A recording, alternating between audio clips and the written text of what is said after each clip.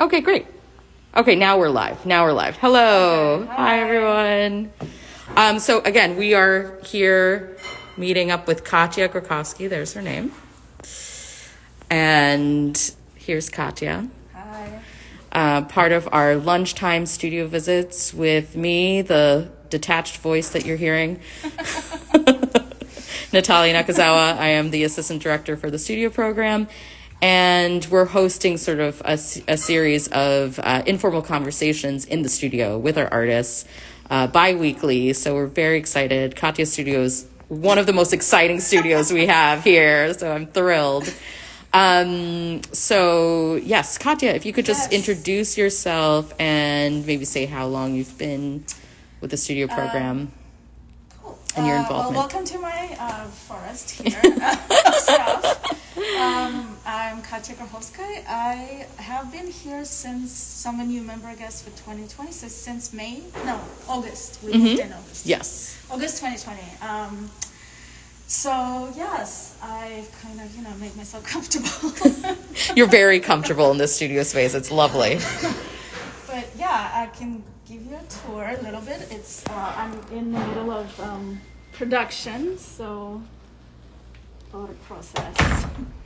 But We're here for the process. here for the process. Okay, so, well, I work in many mediums, from painting, sculpture, drawing, installation, video, performance.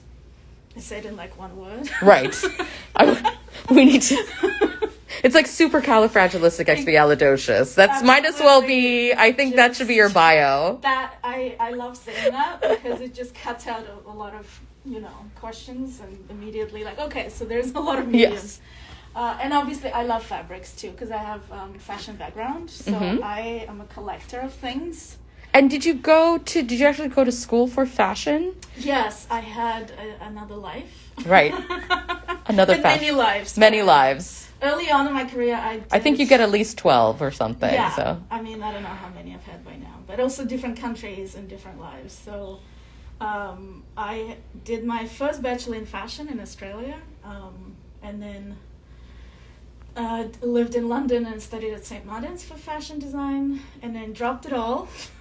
Went back to school to Australia, did a second degree in painting, and then came to US to do an MFA in sculpture at School of the Art Institute of Chicago. So it's been kind of, I lived all over the place. And I'm originally from Ukraine as well, and Australia, and now I live here. So 3 countries. 3 countries, several degrees. Many lifetimes later. Yeah. So fabrics and kind of very tactile mediums, I think, are my favorite things. I'm very physical, as you can see. Maybe we can actually walk over, because the lighting, I think, will be better if we're over it's better here. in the nest. Yes, exactly. This is my, forest. The forest. The sculpture forest. Sculpture forest, exactly. It's really in the process, in the middle of things. I'm creating sort of these sculptures for a solo exhibition. Upcoming. Where's the upcoming solo exhibition, just for our fans to know? At Smack Melon.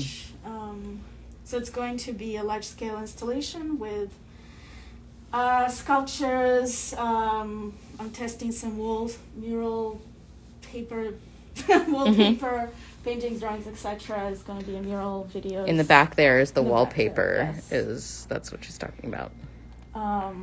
So I'm combining, see, there are paintings embedded and videos. It's like TVs. I'm trying to hide some video works inside sculptures. And I'm combining a lot of my other works into new works. And it's kind of a recycling. I'm currently in a heavy recycling mode because of, many things. But lots of, I don't have enough facilities to kind of build new things or get new materials, funding, etc. So I'm just also I work that way. I recycle my. Well, I was going to say, there's a strength to recycling, I think, and you're revisiting, a material you've touched before, but then bringing it into a new context. I feel like it really enriches your work and not detracts from it, I love seeing your work recycled and like these pieces, I'm excited to see the next life of the work that was existing in the office exhibition. Yes, I stole that, and it's finding it again.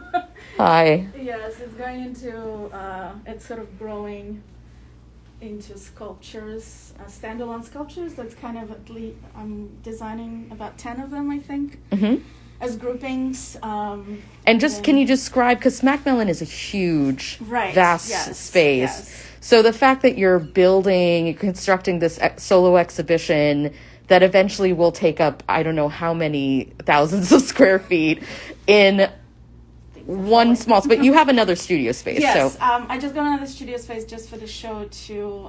There are parachutes up there. I'm just unraveling them to hang. Oh, so great! There are and where did you get the idea for the parachutes, or what? It's been, sometimes you have this. I obsessed over materials for years. Yes. and then I have the moment to use them, and I realize that I also love fabric, and yes, it's in a space like that where. But don't we all need a parachute right now? Yeah, exactly. So I have about 4 parachutes there right now, from smaller to very large. I'm looking at them, dyeing them, seeing what sculptural forms they take. So that's the large scale. That's what you're talking about. That's going to be the main event. Exciting. This is kind of a supporting characters. Choir. Yes. So there's kind of the exhibition is called Fantasyland. So it's actually it's postponed from 2020. So it's based on the fall of American Empire.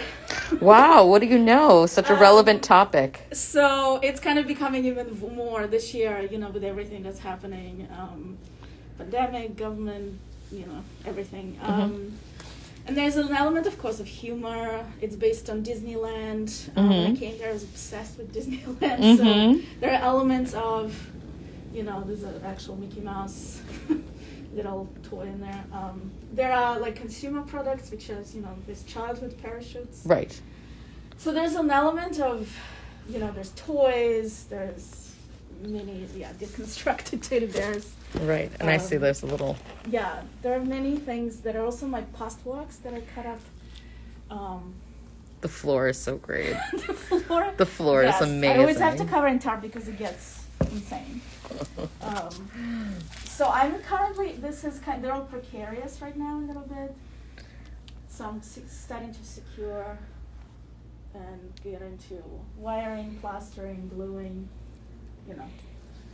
Right, securing the pieces. Securing. So right now I design sort of more or less the shapes and thinking of materials. But as I go, I'm constantly finding more things. And when I make sculpture, one of the first things I do is always like support system. What's the support system? What's the support system? We all need the support system. So there was a speaker stand. Oh, speaker stands. Okay. It's like actually some of them are from here.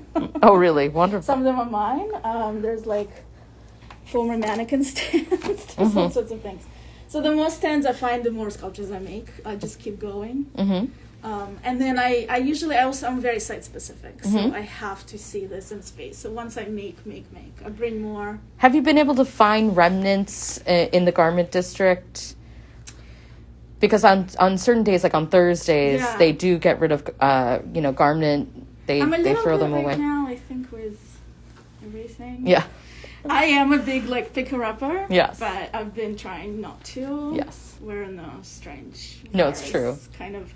So I instead I have storage unit full of stuff. So this comes wonderful. from there. Oh, fantastic. You can imagine I can't keep this. Yes. I also have everywhere I go, I stuff things everywhere. Like there's things. Yes. So I kind of drag things out to see. So there's formless sculptures, like smaller sculptures, larger.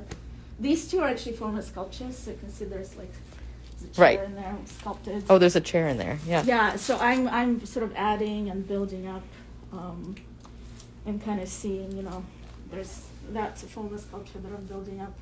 Some of the rest are new. So it's sort of a combination. And I love playing. Play is really important to me. Yes. A lot of my work is based on play, and literally like beach balls and play. This kind of childhood things that I never had. It sounds so sad. I know. No, it's so true though. I'm also attracted to that color, that almost toxic color that I did not grow up with. Right. So to me, it's also like a signifier of capitalism. Consumerism is this almost toxic, cheap material and color. yeah, so that's where I'm in the middle of construction and now beginning to secure this forest, these characters.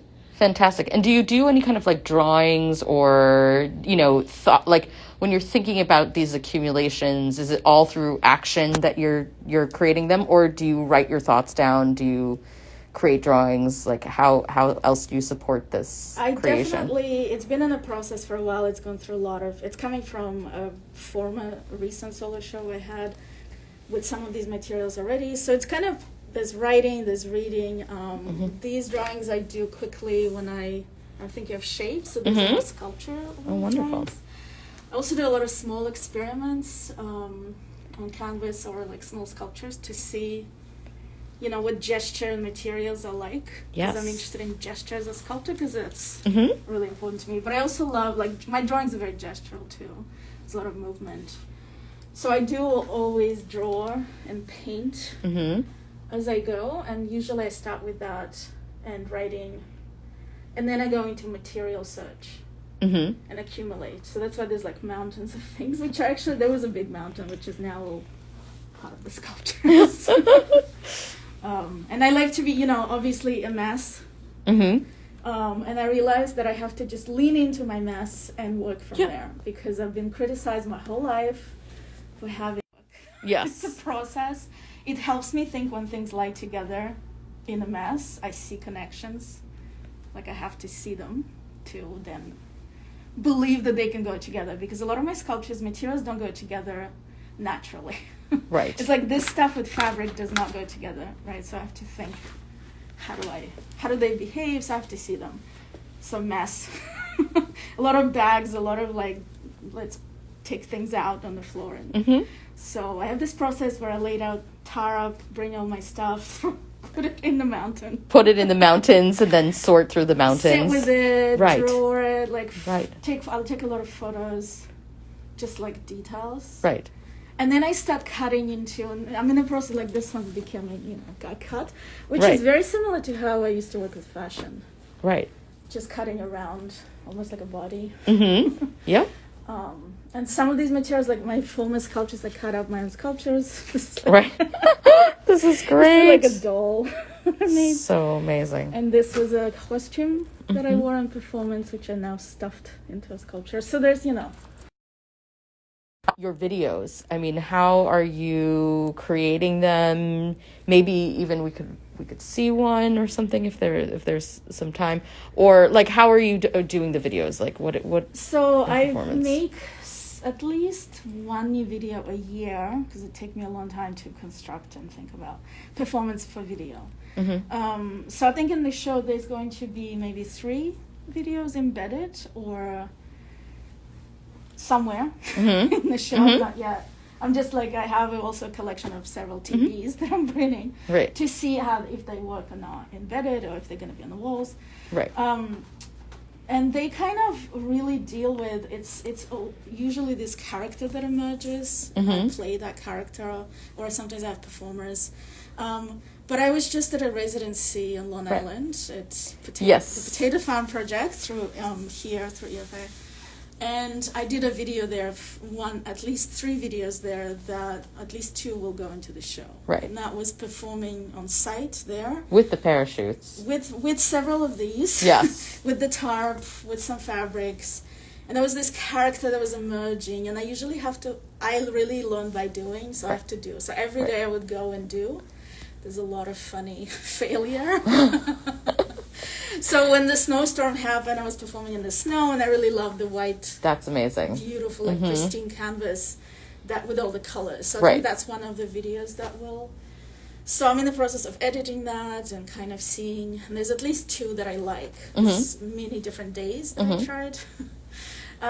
So that kind of emerges, and there's past works as well. I have a huge collection of videos that I made over the years that I think there will be a few selected from that, and I have my greatest hits. Right. Love it. That I kind of want to embed, because they all relate in a way. At least 2 more I know that relate to this sort of fantasy land and almost these domestic.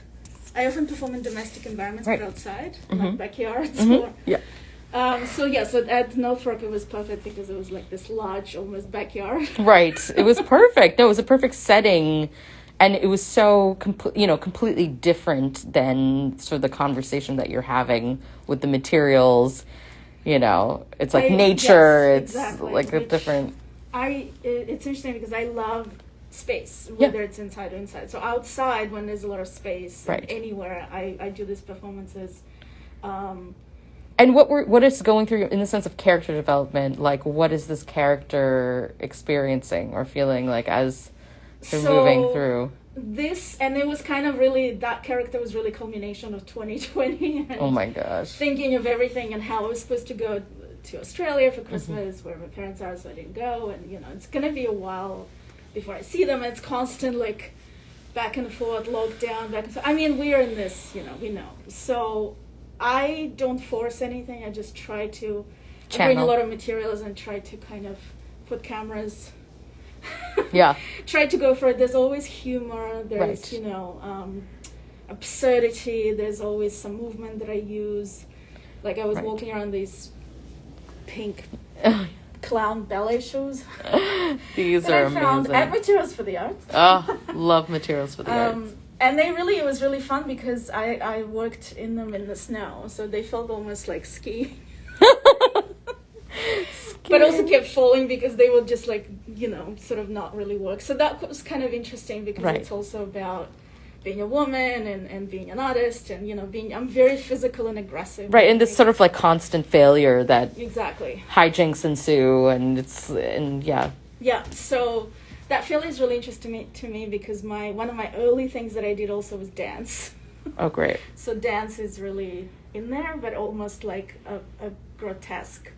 I do kind of this weird splits in this like tarp costumes. So this character, the video is Becoming American. That's what it's called. Oh, it's Becoming American. Yeah. Because also I became a permanent resident not that long ago and in the weirdest time ever. And so feeling, kind of this weird. Yeah, it's not, I would imagine that you would think that you would feel relief and some excitement, and in fact the sort of circumstances for when you became or achieved this sort of landmark, it was kind of a little disorienting. And so it's been interesting. I haven't been able to just kind of access my state of mind about it and just like keep going. You're fine, but there's also this funny element which is kind of in between space where I don't know where I belong anymore, and becoming American because, I want to be a citizen, I want to vote. I have been here 10 years, I've never had a chance to vote.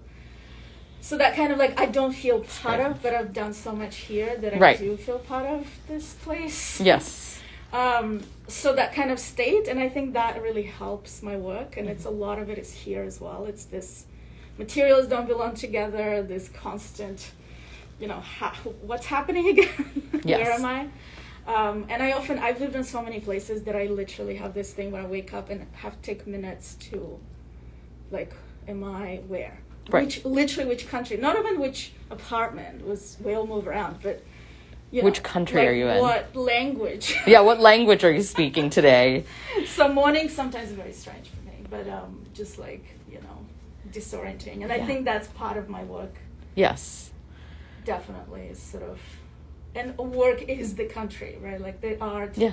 That's why it's like the word land in Fantasyland. It's sort of almost my land. Yeah.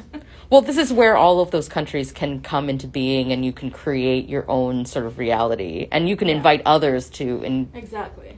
Just walk around and kind of experience your reality. So the performances are almost embedded characters in that land. So that's kind of how I see them. And they develop over time. They take a long time. So it's like one video, maybe another video. They feel, and also live performances through them. Right. Yeah, so that's where... I kind of want to walk through some of this space. Does it... You think I can walk through on this side? Yeah, you can walk, I'm going to walk through on this side. Place, I'm going to see if I can smush through here. Yeah, it's all wired. Meep, meep, meep. Just to give... Again, like some different vantage points here. It's really, really fun and exciting. what is this material? This like purple material. It looks like a yoga mat, but it's offcuts that I have all these fabrics and it's pleated. And it's sculpted nicely. so exciting. Oh, I didn't even see this giant mannequin back here. Yes, that's a sculpture that I had that I want to revisit and kind of add to, because I lost a stand for it, and that's what happens too with some of my Right, so sometimes you like lose pieces of it. And or... I want to revisit. So that was in the several times I've exhibited it, but I want to now. It'll have a new life again. Mm-hmm. Yeah, but you can see this is a former sculpture as well. So it's actually just like mannequin there. So I'm using it as a, to build up more. Mm-hmm. Kind of just looking where I can do this. And I feel like for your work, like context makes such a big difference. Like Right, where the work is, it's like it's just almost in that difference making. It's almost like a difference making machine. Like a lot of your work is about, highlighting that sense of stranging or, putting some kind of distance between something that would be familiar. And then putting it either through action, changing the context or changing the experience of that object. Right. And oftentimes putting really uncomfortable feelings with things that normally are comforting to us. And so that's at least been my experience with a lot of your work is that, yes, it's playful, but it's kind of from a dark place or like it's a little like uncomfortable. Yes. It's definitely discomfort that I put into it's like almost this constant alienation that I feel. But did you have that feeling? Like, I think of you as like a young person being obsessed with like Disney, for instance, and I think like, what happened there, or like what was your relationship? How have your relationship to like mythology and like American myths, and how has that kind of shifted and changed over time? It's interesting you mentioned Disney because I never saw it. Oh, you never saw it. So because you were saying Disney, so when you first got here, yes. It was, my first West is Australia. So right. I migrated to Australia with my family in '92. Right. After. Yes. Right. My first experience of actual Disney animation was in Australia. Right, but when you were in Australia... I was 15 already, so older. So great. So you were 15. Attachment to Disney, I was obsessed with like teddy bears and soft toys, things I never really truly had. I never had a Barbie, for example. Right. Like, that's not a thing. Right. Because I grew up, it was still Soviet Union, and I had dolls, but it was nothing. But we still had, of course, American music and some TV. To me, what stands out, rather than Disneyland, we kind of had our own Soviet Disneyland, which was totally dark and amazing and animation. Oh my gosh, so great. But to me, it was like 90210. Right. That's what I was watching on, like illegal cable and black and white. Right. Meanwhile, I was I couldn't watch 90210. Like I was, I couldn't no, I couldn't. But that was what I thought about, this fun kind of Beverly Hills, this LA. So Hollywood was what I thought America was. Right. Not New York. New York was kind of this darker, weird place. Right. Hollywood is where I wanted to be. Right.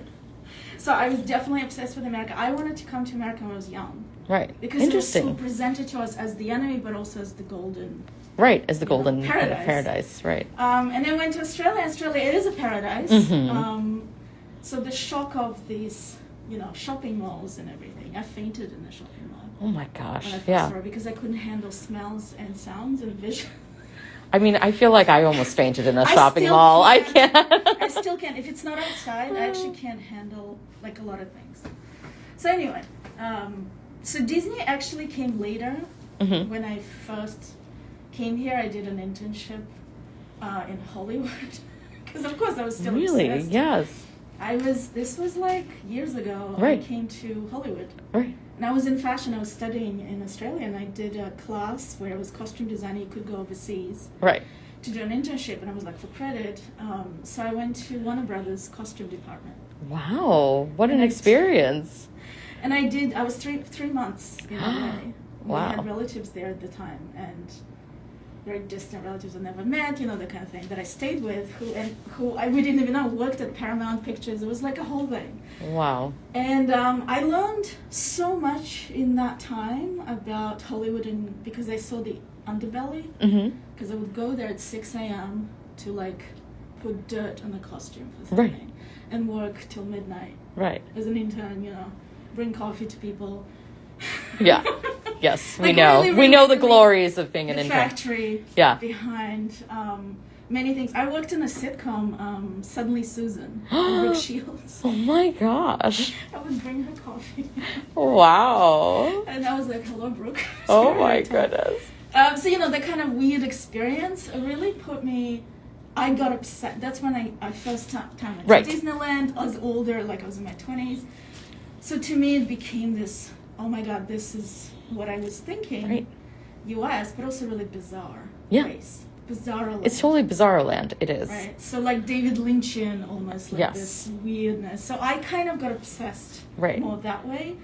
And then I put it in my head that one day I want to live in the U.S. by myself. Like I want to immigrate to the U.S. because I saw opportunity. I don't know what I was thinking.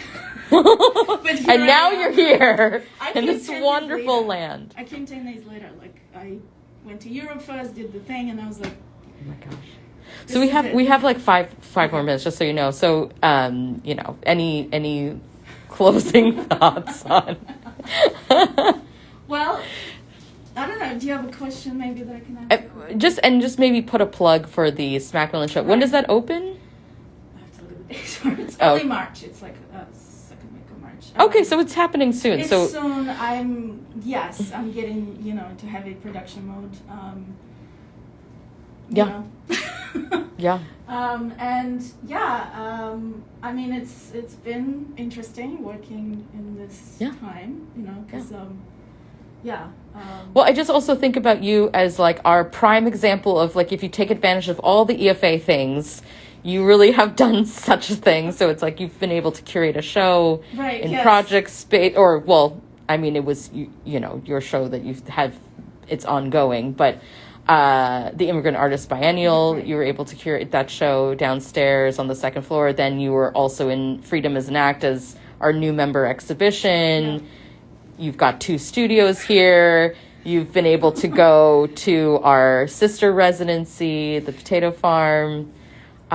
So yes, I feel like I've you've thoroughly spread your tendrils into all the far corners of EFA. So I think that is something that makes me happy. You know, it's been such a savior since the lockdown. Yeah, when I didn't have a studio, and, you know, I'm sitting at home. So it's kind of this. Thank God. No, and that's how I truly feel about residencies at this moment. It's actually life-saving for artists right now, to be able to have space and access to resources at a time when, you know, we can still do it safely. I mean, you know, that's the thing. It's like that these are private studio spaces and you can close your door and, you know, have whatever. But I do feel like it's really necessary. Otherwise, we would all be going crazy. Yeah, I couldn't do a show right now. I wouldn't. Yeah, you wouldn't be able to do your show, and therefore, your livelihood. Many elements of it need space and support and like residencies and many things. No, so it's generally like I do feel like generally as a plug to all of us, whether we're artists or arts workers or people in a position to support artists, you know, via purchases or other ways of supporting artists. In general, I just feel like needs to be a really strong plug that we need to continue to do this work because it's life-saving and it's enabling us to like continue our lives. So even if there's less exhibitions and less things happening, for the future, I mean, for me to just come here every day and work, and be able to regardless whether I have a show or not, it's what keeps it going. Otherwise, I feel. It's quite difficult because we don't have openings that many right now. Yeah. I mean, we do, but, you know. And my social life used to revolve. I didn't realize how big that was. I know. I didn't even. Yeah. I know. Even some of us, I've been having conversations with people who are like, I thought I was an introvert. And then I realized, oh, no. I need human contact. You know, I'm an introvert when I work, but even this is too much for, like, Yeah, even introverts are suffering at this point. And that says a lot. That says a lot. Yeah. Exactly. So hopefully, fingers crossed, we're gonna come out of it. Yeah. Rejoin. Because I feel like Yeah, we're humanity. separated.